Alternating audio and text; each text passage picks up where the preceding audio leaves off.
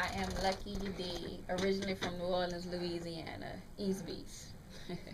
All right, that's all you got to say. As far as who I am, Yeah. Bam said, take us through that track. Yeah, that's right. Oh, hustling is just basically trying to stick to the normal, what you hear on a daily basis, to reach out to get a fan base.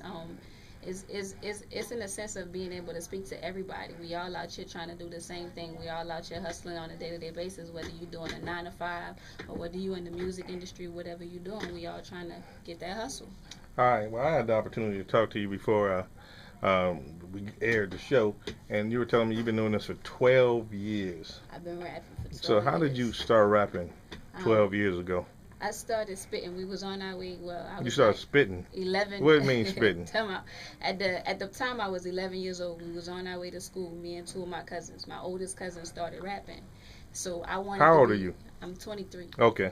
So I wanted to be hotter than her. I took a week out and I started writing my own verse. You on took the a week Friday. off school? No, I'm saying like Oh. a week of writing, a week of writing, and I wrote my first verse within a week. And on the way to school, I spit the verse to her just to be better than her. It wasn't something that I was trying to do. It was just to be better than her. So once we did that verse, I went to school to this clique called the Heartthrob Clique. And it was like the hottest clique in the school. Spit the verse to him, and I was named the first lady on the spot. And kept doing it from there. First lady on the spot. First lady of the Heartthrob Clique. Okay, and then where did it go from there? Right here, I'm here now. What happened to the clique? Heartthrob Clique. We was in school at the time. We was in middle school, and once we got to high school, we all parted our separate ways. So everybody doing solo projects now. Okay, so did the music bring you to Atlanta? Yes, the music has brought me to Atlanta. And how has Atlanta treated you since you got here and got in line behind all the rest of the rappers? I'm gonna be honest. It's kind of like in the sense of what you say when you trying to put your music out there. You run into a lot of fugazi people who say they could do this, they could do that, and they can't do none of that. So it's all an independent approach of you trying to put yourself out there more. Okay, did you hear my statement about go to V103 with your record versus going to some fool who can't do nothing with it? Correct. So what did you think about that statement? I think it's a true statement, but at the same time, it's like a 50-50 approach to it. Because it's not in the sense of V103 saying we got you. It's in the sense of the people that's behind the scenes as well. Okay. Well, what's the difference in them and then the phony fraud producer?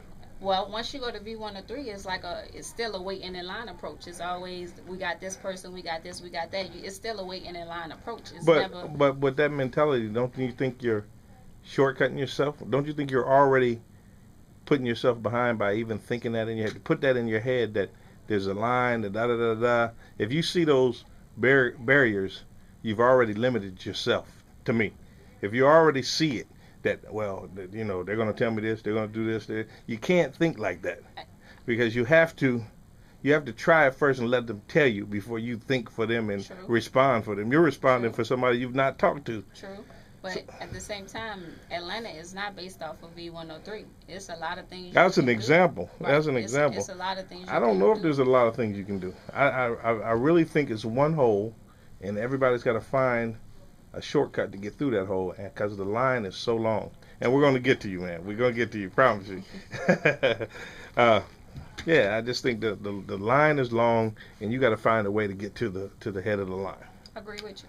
I very much so agree with you. Yeah, because I took my daughter to a skating rink months and months ago. The line was long. I mean, it was long. I mean, it was wrapped around the building. I was like, nah, I can't do this. So I made an attempt. I went to the front of the line, right?